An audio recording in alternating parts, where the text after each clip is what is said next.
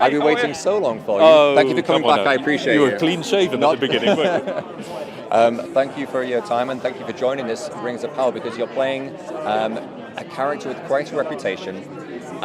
Were you aware of the weight of expectation on the shoulders before you joined and signed up as Tom? I knew almost nothing about it when I was offered the part, and about 3 minutes later, I was very, very aware of how important it was, because I went downstairs to my partner and I said, who has read the books, I had not, and I said, I've been asked to play this part called Tom Bombadil, and she almost dropped her plate and said, that's my favourite part in the whole, in all of the books. So I realised then that it was a significant undertaking and that I'd better take it seriously. Obviously, it was years ago that you signed up and we started production for season 2. Have you had fans come up to you already and discuss the role which you're taking on? Well, I guess it wasn't. I was revealed as being in it, but I wasn't revealed as who I was being in it. Only for about the last sort of month and a half, 2 months ago. So it's only sort of bit since then. And obviously, a lot of friends who know the books have been saying, "Why didn't you tell me you were playing him?"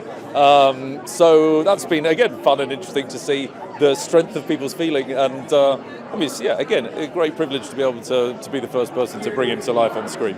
I know that a lot of season 1 took place filming in New Zealand. There were a few other places in season 2. Can you tell me where were you shooting and how your experiences of shooting that? So yeah, most of the interior of Tom's world was on studio in Bray. But then outside was in Tenerife, so we were there for about 10 days last sort of Easter or sometime. And so, yeah, that was me and Daniel out in Tenerife wandering the sands. And it is hard, I know, to talk about any of this without giving away too much because fans, they want to know, but they don't want to know at the same time. So what can you tell us about your character this season, a scene, an episode, a moment which you are excited for them to see? Well, I think that the sort of the first meeting with the stranger, and nearly all of my stuff is with my storyline is with him and trying to bring him to a path of understanding and enlightenment. But the sort of the early domesticity of their scenes together are really fun. What did they tell you when you signed up and obviously you were joining actors and cast members who were involved in season 1? Did they prepare you for the world which you were stepping into? What's the best piece of advice they gave you? Well, yeah, JD and Patrick, the showrunners, are very collaborative and encouraging and gentle guys. So it was a very, very sort of easy run in. But obviously, the first thing was getting the costume and the look right, and obviously they cared deeply about that. And there were a number of different blue cloaks and a number of different yellow boots and a number of different feathers in his hat. So each one had to go through a process of refinement. So you were aware that you were in the hands of people who really, really cared.